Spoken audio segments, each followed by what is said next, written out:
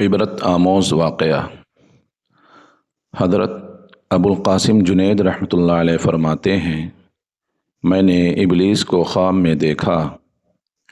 اس سے کہا، تجھ کو انسانوں سے شرم نہیں آتی؟ کہا، یہ لوگ تمہارے نزدیک انسان ہیں؟ میں نے کہا، ہاں، تو بھی جانتا ہے۔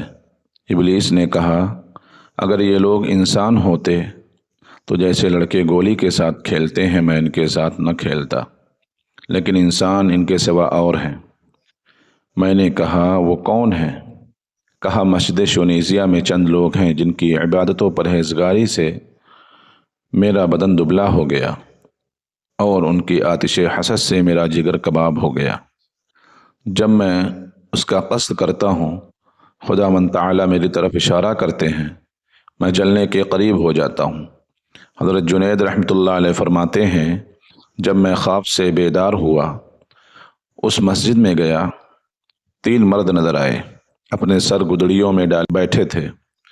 جب ان کو میری آہٹ محسوس ہوئی اور معلوم ہوا کہ کوئی غیر شخص ہے، تو ایک نے گدڑی سے سر نکالا اور کہا، اے ابوالقاسم، شیطان خبیث کی بات سے دھوکہ نہ کھانا۔ پھر اپنا سر چھپا لیا۔ خداوند تعالی ان سے راضی ہو اور ہم کو ان سے نفع پہنچائے۔